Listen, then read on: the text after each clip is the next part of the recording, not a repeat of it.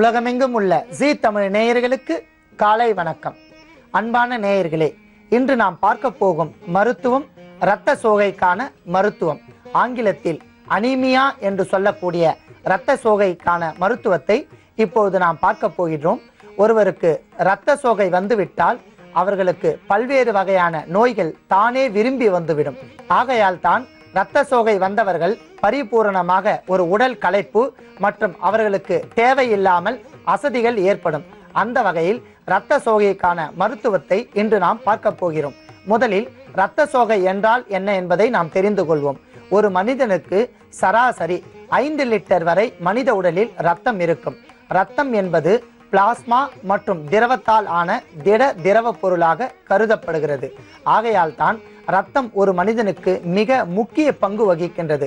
மனித உடலில் உள்ள இரத்தத்தில் ஏதேனும் குறைபாடுகள் ஏற்பட்டால் உடனடியாக வியாதிகள் பரிபூர்ணமாக அதிகரித்துவிடும். அடிக்கடி அவர்களுக்கு இரும்பு சத்து குறைவாக இருத்தல், இரும்பு சத்து என்றால் அவர்களுக்கு அயன் கண்டென்ட் என்று ஆங்கிலத்தில் சொல்லக்கூடிய இரும்பு சத்து குறைவாக இருத்தல், எலும்பு மஜ்ஜை என்று சொல்லக்கூடிய அந்த போன் மேரோ என்று ஆங்கிலத்தில் அழைக்கக்கூடிய அந்த போன் மேரோ பகுதியில் பூஞ்சை அல்லது காளான்கள் தொற்று நோய் இருத்தல், இவை இரண்டும் இரத்த சோகை வருவதற்கான முக்கிய காரணங்கள். அதற்கு பிறகு இரத்த சோகை வந்துவிட்டால் அதற்கான அடையாளங்கள் என்னவென்று நாம் பார்ப்போம். அடிக்கடி உடல் களைத்து போகுதல், தேவையில்லாமல் பளு தூக்கினால் அவர்களுக்கு உடல் அசதி வருதல், இதை உடனடியாக நாம் இனம் கண்டுகொண்டு அவர்களுக்கு இரத்த சோகை உள்ளது என்று அறிந்து கொள்ளலாம். மேலும் அதற்கான அடையாளம் என்னவென்று பார்ப்போம். அடி நாக்கு வெளுத்திருத்தல், நாக்கு பகுதி என்று சொல்லக்கூடிய அந்த நாக்கு பகுதியில் அதிகப்படியாக வெளுத்திருக்கும், வெண்மை நிறத்தில் இருக்கும். கண் படலம் மிகவும் சோர்வாக இருக்கும். கண்களில் உள்ள இரத்த சிகப்பணுக்கள் மாறி வெள்ளை வெளியேர் என்று காட்சி தரும். நகைக்குழி என்று சொல்லக்கூடிய இந்த நகைக்குழியில் அவர்களுக்கு அடிக்கடி சொத்தை ஏற்படுதல், நகைச்சொத்தை ஏற்படும். இவையெல்லாம் நாம் அடையாளம் கண்டுகொண்டு இரத்த சோகைக்கான காரணம் என்றை கண்டுகொண்டு இவற்றிற்கான மருத்துவத்தை சித்தர் பெருமக்கள் நம் அன்றாடம் பயன்படுத்தும் உணவுப் பொருட்களிலேயே அதை சரி செய்து கொள்ளலாம் என்று ஏடுகளில் எழுதி வைத்திருக்கிறார்கள். அந்த வகையில் நாம் பார்க்க போகும் முதலில் மூலப்பொருள் கருஞ்சீரகம். சீரகம், கருஞ்சீரகம் இரண்டு வகைப்படும். சீரகம் மிகவும் அகத்தை சுத்தப்படுத்தக்கூடிய ஒரு அற்புதமான பொருள். கருஞ்சீரகம் அதிகப்படியான மருத்துவ குணம் உள்ள ஒரு அற்புதமான பொருள். கருஞ்சீரகத்தை பல்வேறு வகையான தைலம், எண்ணெய் வர்க்கத்தில் சேர்க்கிறார்கள். கருஞ்சீரக தைலம் மற்றும் கருஞ்சீரக பொடி என்று கூறுகிறார்கள். கருஞ்சீரகத்தை எப்பொழுதுமே நாம் அளவோடு பயன்படுத்தினால் உடலில் உள்ள இரத்த சோகையை மிக சுலபமாக நாம் போக்கிக் கொள்ளலாம். இரத்தத்தில் உள்ள பரிபூரண குற்றங்களை நீக்கலாம். குடற்பகுதியில் உள்ள அழற்சிகள் எல்லாம் நீங்கிவிடும். ஆகையால் நாம் கருஞ்சீரகத்தை எடுத்துக்கொள்ளலாம். அடுத்ததாக ஓமம். ஓமத்தை குடிநீரிட்டு குடிக்கலாம். ஓம பொடியாக செய்து நாம் சாப்பிட்டு வரலாம். ஓமத்தை உணவு சமாச்சாரங்களில் சேர்த்து கொள்ளலாம். ஓமம் மிக சிறந்த ஒரு மருத்துவ பொருள். வயிற்று பகுதியில் உள்ள அத்தனை கசடுகளையும் நீக்கிவிடும். இரத்தத்தை சுத்திகரிக்க செய்யும். மேலும் புழுக்களை கொல்லக்கூடிய அற்புதமான ஒரு பொருள் ஓமம். ஆகையால் ஓமத்தையும் நாம் எடுத்துக்கொள்ளலாம். அடுத்ததாக அரிசி திப்பிலி. திப்பிலியில் 3 வகைப்படும். திப்பிலி, பேய் திப்பிலி, அரிசி திப்பிலி. எப்பொழுதுமே அரிசி திப்பிலிக்கு ஒரு அற்புதமான ஆற்றல் உள்ளது. நாவறட்சியை நீக்கும், இரத்தத்தில் உள்ள பிளாஸ்மா மற்றும் திரவ பொருளை சரி செய்யும், இரத்தத்தில் உள்ள அணுக்களை அதிகரிக்க செய்யும். இரத்த அணுக்களை அதிகரிக்க செய்வதோடு இரத்தத்தில் உள்ள கப வாத சுரங்களை சரி செய்யக்கூடிய அற்புதமான பொருள் இந்த திப்பிலி. திப்பிலியும் நாம் எடுத்துக்கொள்ளலாம். அடுத்ததாக பனங்கற்கண்டு. உடலுக்கு தேவையான குளிர்ச்சி, அதிகப்படியான நாவறட்சியை நீக்குதல், உடல் வெட்டையை சரி செய்தல், அடிக்கடி வரக்கூடிய களைப்பை நீக்குதலுக்கு அற்புதமான ஒரு பொருள். அதிகப்படியான குளிர்ச்சியை தரும். பல்வேறு வகையான நோய்களுக்கு இடம் கொடுக்காமல் இது ஒரு பாதுகாப்பு அரணாக இருப்பதால் பனங்கற்கண்டையும் நாம் எடுத்துக்கொள்ளலாம். அடுத்ததாக சுக்கு. சுக்கு ஒரு மிக சிறந்த காயகற்ப மருந்து. மேல்தோல் நீக்கிய சுக்குக்கு மிகப்பெரிய ஆற்றல் உண்டு. சுக்கை பொடி செய்து நாம் எண்ணெய் விட்டு பிசைந்து சாப்பிட்டால் வயிற்று பகுதியில் உள்ள குற்றங்கள் நீங்கிவிடும். பல்வேறு வகையான நோய்களை விரட்டி அடிப்பதில் முதன்மை பங்கு வகிக்கின்றது சுக்கு. நண்பகல் வேளையில் சுக்கு பொடியை நாம் தூள் செய்து சாதத்துடன் சாப்பிட்டு வந்தால் வயிற்று பகுதியில் உள்ள குற்றங்களை நீக்கும்.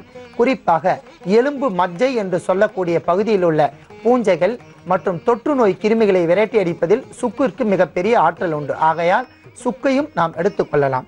அடுத்ததாக மிளகு, வால்மிளகு, வெள்ளை மிளகு, மிளகு, குறுமிளகு என்று சொல்லக்கூடிய மிளகு. மிளகு குற்றங்களை நீக்கும், நஞ்சு அறுக்கும், கோழையை அகற்றிவிடும், இரத்தத்தில் உள்ள அத்தனை குற்றங்களை நீக்கும். ஆகையால் தான் மிளகை ஒரு கற்ப மருந்தாக கூறுகின்றன. எந்த ஒரு பொருளுடன் மிளகை சேர்த்து நாம் உண்டு வந்தோமானால் அந்த பொருளுக்கு அதிகப்படியான மருத்துவ குணம் ஏற்பட்டு உடனடியாக மருந்துகள் வேலை செய்ய ஆரம்பித்துவிடும். அந்த அளவிற்கு மிளகிற்கு ஒரு ஆற்றல் உண்டு. இரத்தத்தில் உள்ள நோய் எதிர்ப்பு சத்துக்களை அதிகரிக்க செய்யும். HB மற்றும் RBC, WC, haemoglobin, red blood cell, இரத்த சிவப்பு அணுக்கள், ஒயிட் பிளட் செல்ஸ், இரத்த வெள்ளை அணுக்களை அதிகரிக்க செய்யக்கூடிய அற்புதமான ஆற்றல் இந்த மிளகிற்கு உண்டு. இவையெல்லாம் கொண்டு நாம் இரத்த சோகை என்று சொல்லக்கூடிய அனிமியா என்று ஆங்கிலத்தில் சொல்லக்கூடிய அந்த இரத்த சோகை நோயை எவ்வாறு தீர்த்து கொள்ளலாம் என்பதை சற்று இடைவெளிக்கு பிறகு பார்க்கலாம். அன்பான நேயர்களே, சுமார் மாதந்தோறும் 18 விழுக்காடு உலகில் உள்ள மொத்த மக்களுக்கு இரத்த சோகை ஏற்படுகின்றதாக WHO என்று சொல்லக்கூடிய வேர்ல்ட் ஹெல்த் ஆர்கனைசேஷன், உலக சுகாதார மையம் அறிவிக்கின்றது. ஆகையால் இரத்த சோகைக்கான அறிகுறிகளை நாம் பார்த்தோம், அதற்கான காரணங்களை பார்த்தோம், அதற்கான அடையாளங்களையும் பார்த்தோம். இரத்த சோகை வந்தவர்களுக்கு மிகுந்த களைப்புத்தன்மையுடன் நாவறட்சி, நாக்கு அதிகப்படியாக வெளுத்திருக்கும், கண்கள் பகுதியில் ஒரு வகையான வறட்சி ஏற்படும், நகக்குழியில் அங்கு சொத்தை ஏற்படும். இவையெல்லாம் இரத்த சோகைக்கான அடையாளமாக நாம் கருதி கொள்ளலாம். மேலும் இரத்த சோகை வந்துவிட்டால் ஒருவருக்கு உடனடியாக எல்லா நோய்களும் தானே வந்து குடிகொண்டுவிடும். ஏனென்றால் இரத்தம் தான் மனிதனுக்கு மிக முக்கிய பங்கு வகிக்கின்றது. அவ்வாறு பாதுகாக்கக்கூடிய இரத்த சோகைக்கான நோயை எவ்வாறு நாம் விரட்டி கொள்ளலாம் என்பதை பார்க்க போகின்றோம். மேலும் இரத்தத்தை பற்றி பல்வேறு சித்தர்கள் கூறுகின்றனர். குறிப்பாக அகத்தியர் என்கிற பெருமான், அகத்தியர் குருமுனி என்று சொல்லக்கூடிய அகத்தியர் பெருமான், இரத்தத்தை ஒரு மனிதன் சுத்தமாகவும் தூய்மையாகவும் வைத்து கொண்டால் அவனிடத்தில் எந்த வகையான நோய்களும் அண்டாது என்று கூறுகிறார். ஆகையால் தான் தினந்தோறும் நாம் எழுந்தவுடன் பல் துலக்கி காலை மாலை இருவேளையும் இரத்தத்தை விருத்தி செய்வதற்குண்டான மருந்துகளை நாம் உட்கொள்ள வேண்டும். பல்வேறு வகையான நாட்டு மருந்துகள் உள்ளன, மூலிகைகள் உள்ளன, காயகற்ப மருந்துகள் உள்ளன, லேகியங்கள் உள்ளன. இவற்றில் ஏதேனும் ஒன்றை நாம் தேர்ந்தெடுத்து உணவாகவோ அல்லது பொருளாகவோ லேகியமாகவோ தீநீராகவோ குடிநீராகவோ நாம் குடித்து வந்தோமானால் இரத்த சோகைக்குண்டான மருத்துவத்தை நாமே தயாரித்து கொள்ளலாம்.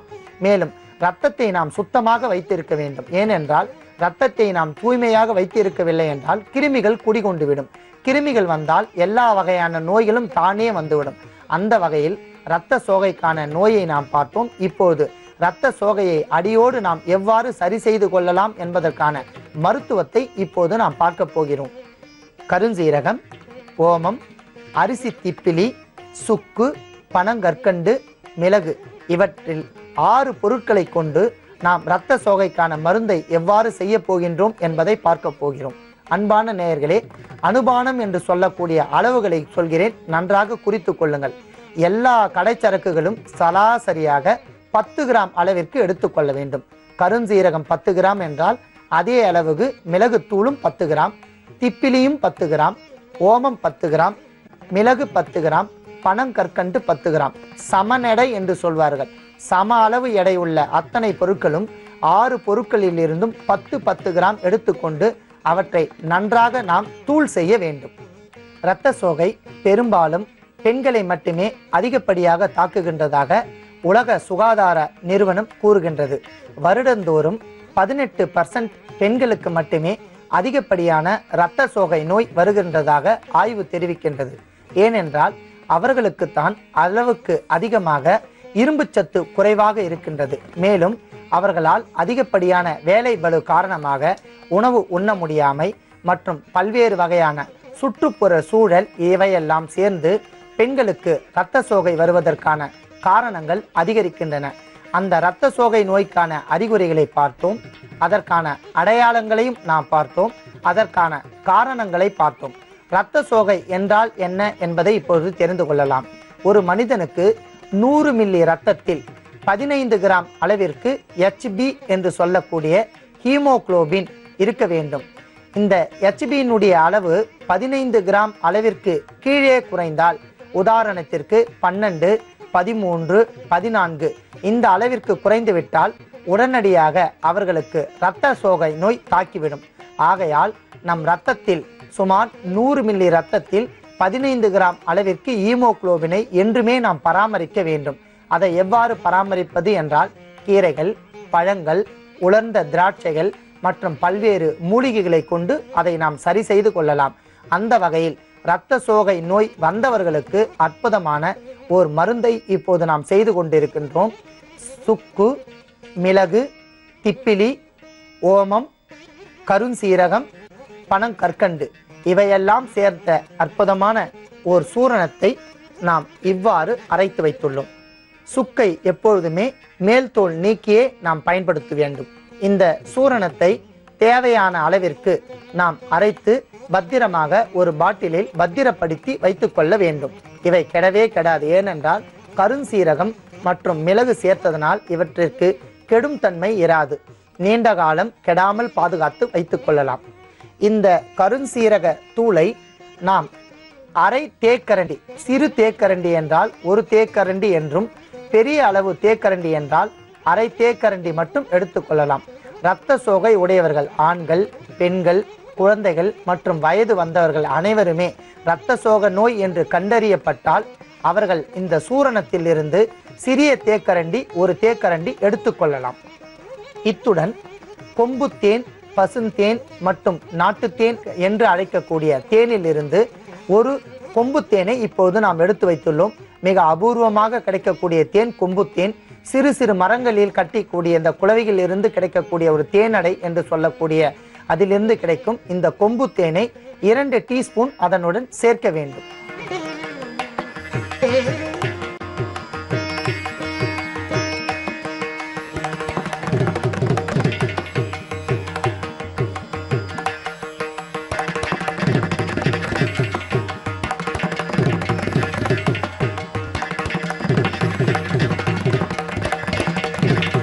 அன்பான நேயர்களே, இந்த கருஞ்சீரக தூளுடன் கொம்புத்தேன் என்று அழைக்கக்கூடிய இந்த தேனை 2 சிறிய டேபிள் டீஸ்பூன் அளவிற்கு சேர்க்க வேண்டும். சேர்த்து நன்றாக குழைத்து குழந்தைகள் முதல் பெரியவர்களுக்கு இரத்த சோக நோய் வந்துவிட்டால் தினந்தோறும் காலையில் மட்டும் உணவிற்கு பின்பு, காலையில் ஒரு 9 மணி அளவில் உணவிற்கு பின்பாக இந்த சூரணத்தை நாம் தினந்தோறும் 1 மண்டலம் சாப்பிட்டு விட்டால் அளவிற்கு அதிகமாக ஈமோகுளோபின் படிப்படியாக இரத்தத்தில் உயர்ந்துவிடும். படிப்படியாக உயர்ந்த ஈமோகுளோபின் உயர்ந்துவிட்டால் இரத்த சோக நோய் பரிபூரணமாக தீர்ந்துவிடும். இந்த இரத்த சோகை நோய் தீர்ந்துவிட்டது என்பதை நாம் எவ்வாறு அறிந்து கொள்ளலாம் என்றால், உடலில் அளவிற்கு அதிகமாக ஒரு புத்துணர்ச்சி தோன்றும். இரத்தத்தை நாம் இயற்கையாகவோ அல்லது ஆராய்ச்சி செய்வதற்கோ நாம் டெஸ்ட் என்று சொல்லக்கூடிய மருத்துவ பரிசோதனைக்கு சென்றால் இரத்தத்தை ஊசியின் மூலம் எடுத்தால் கொப்பளித்து வரும் இரத்தம் அவர்களுக்கு. இரத்த சோகை உடையவர்களுக்கு இரத்தம் நாம் எவ்வளவு எடுத்தாலும் சிறிய அளவிலேயே வரும். அந்த இரத்தம் கொப்பளித்து வரக்கூடிய அளவிற்கு இரத்தம் உற்பத்தி ஆகியிருக்கும். அன்பான நேயர்களே, அற்புதமான ஒரு விஷயம் என்னவென்றால், இந்த சூரணம் இரத்த சோகையை மட்டும் சரி செய்யாது, இரத்தத்தையும் உற்பத்தி செய்யும். ஈமோகுளோபினை மட்டும் அதிகரிக்காமல் இரத்தத்தை உற்பத்தி செய்யக்கூடிய அற்புதமான ஒரு சஞ்சீவி சூரணம். இந்த சூரணத்தை இரத்த சோகை உடையவர்கள் கண்டிப்பாக செய்து வைத்துக்கொண்டு, இதை நீங்களும் செய்து வைத்துக்கொண்டு பிறருக்கும் கூறும்படி கேட்டுக்கொள்கிறேன். நன்றி, வணக்கம். அன்பான நேயர்களே, இடைவேளைக்கு முன்பாக நாம் இரத்த சோகை என்ற நோய்க்கான மருத்துவத்தை பார்த்தோம். அந்த இரத்த சோகையை எவ்வாறு நாம் போக்கிக் கொள்ளலாம் என்பதற்கான மூலிகையும் நாம் பார்த்தோம். இப்பொழுது இரத்த சோகையை நாம் ஒரு தீநீர் மூலம் எவ்வாறு அதை சரி செய்து கொள்ளலாம் என்பதை பார்க்க போகின்றோம். எப்பொழுதுமே இரத்த சோகை உடையவர்கள் பழங்கள், உலர்ந்த திராட்சைகள் மற்றும் மூலிகைகளை உட்கொண்டால் அவர்களுக்கு இரத்த விருத்தி ஏற்படும்.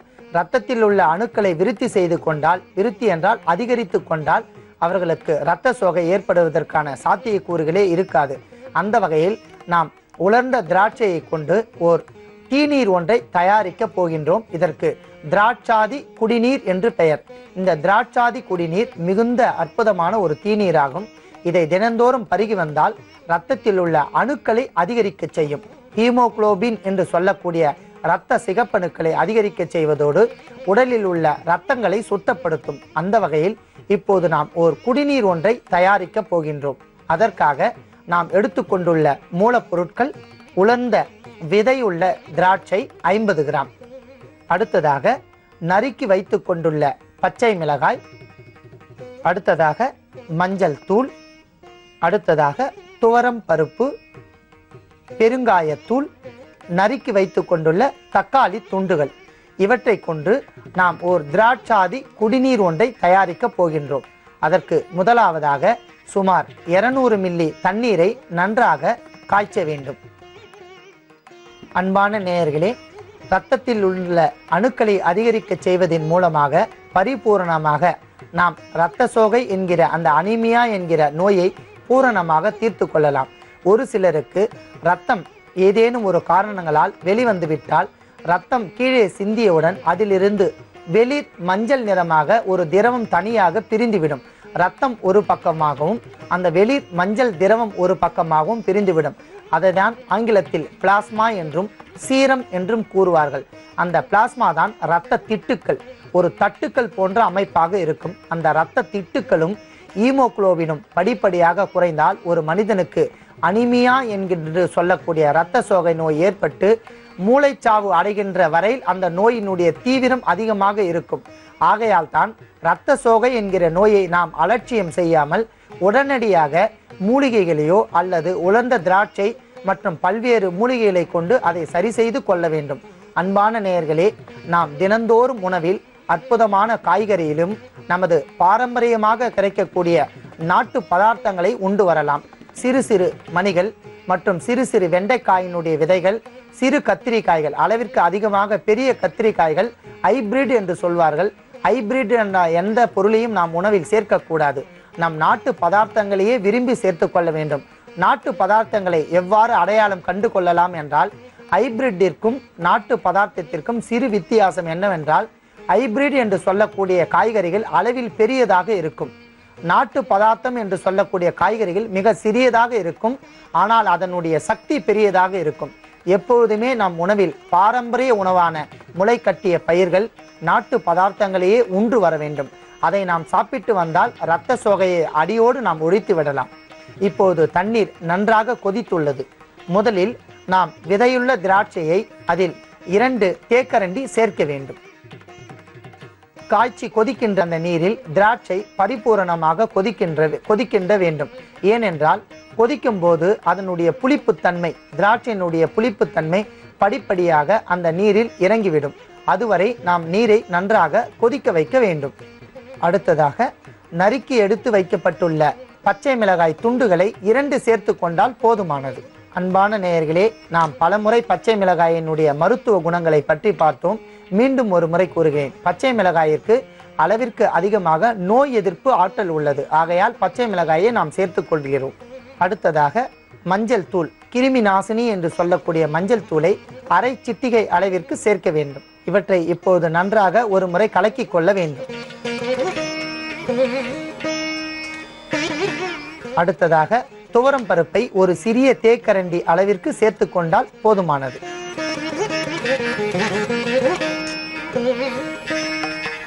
அடுத்ததாக நறுக்கி எடுத்து வைக்கப்பட்டுள்ள தக்காளி துண்டுகளை 2 சேர்த்து கொண்டால் போதுமானது.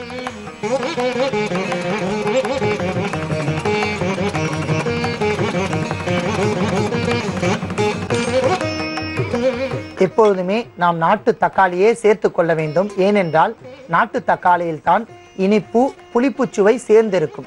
ஹைபிரிட் என்று சொல்லக்கூடிய எந்த பொருளையும் நாம் பயன்படுத்த கண்டிப்பாக கூடாது. ஏனென்றால் ஹைபிரிட் பொருட்களில் மருந்துகளினுடைய கலவை அதிகப்படுத்தி நம் குடலில் உள்ள அத்தனை உறுப்புகளையும் பாதிக்க செய்துவிடும். ஆகையால் நாம் நாட்டு தக்காளியே பயன்படுத்த வேண்டும். இறுதியாக நறுமணத்திற்காகவும் வயிற்று பகுதியில் உள்ள குற்றங்களை நீக்குவதற்காகவும் பெருங்காயத்தூளை அரை சிட்டிகை சேர்க்க வேண்டும். அத்தனை பொருட்களையும் நன்றாக கலக்கி கொள்ளவும்.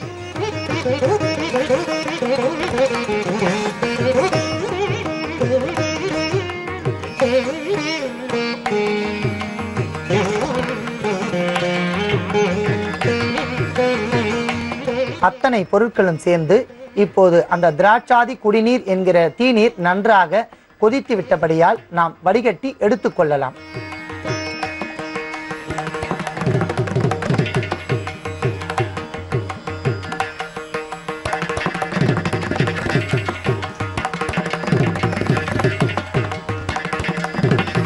அன்பான நேயர்களே, வெளிர் மஞ்சள் நிறத்தில் திராட்சாதி குடிநீரை நாம் அற்புதமான முறையில் தயாரித்து வைத்துள்ளோம்.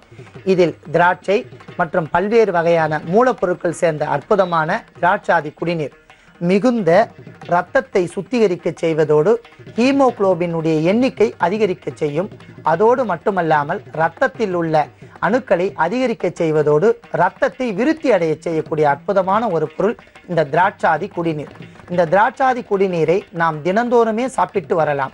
இரத்த சோகை உடையவர்கள் தினந்தோறும் சாப்பிடலாம். இரத்தம் ஆரோக்கியம் மற்றும் இரத்தத்தை சுத்திகரிக்க செய்கிறவர்கள் மட்டும் வாரத்திற்கு ஒரு முறை இந்த திராட்சாதி குடிநீரை எடுத்துக்கொண்டால் அவர்களுக்கு இரத்தத்தில் உள்ள அத்தனை குற்றங்களும் நீங்கிவிடும். மேலும் இரத்த அணுக்கள் படிப்படியாக உயர்ந்துவிடும். ஒரு சராசரி மனிதனுக்கு 9.5 கியூப் மில்லியன் இரத்த அணுக்கள் இருக்க வேண்டும். அவர்களுக்கு இந்த இரத்த அணுக்களை உற்பத்தி செய்யக்கூடிய அற்புதமான ஒரு ஆற்றல் இந்த திராட்சாதி குடிநீரும் அந்த சீரகத்தூளுக்கும் அளவிற்கு அதிகமான ஒரு மருத்துவ குணங்கள் உண்டு. அன்பான நேயர்களே, இரத்த சோகை உடையவர்கள் கண்டிப்பாக இந்த திராட்சாதி குடிநீரை செய்து தினந்தோறும் குடித்து வரலாம். படிப்படியாக அவர்களுக்கு இரத்த அணுக்கள் வளர்ந்து கொண்டே இருக்கும். திராட்சாதி குடிநீரை இரத்த சோகை நோய் இல்லாதவர்களும் சாப்பிடலாம். ஏனென்றால் அவர்களுடைய இரத்தத்தை சுத்திகரிக்க செய்யும். அற்புதமான இந்த திராட்சாதி குடிநீரை கண்டிப்பாக ஆண் பெண் அனைவரும் அருந்தலாம். மேலும் இந்த திராட்சாதி குடிநீரை நீங்களும் செய்து கொண்டு பிறருக்கும் கூறும்படி கேட்டுக்கொள்கிறேன். நன்றி, வணக்கம்.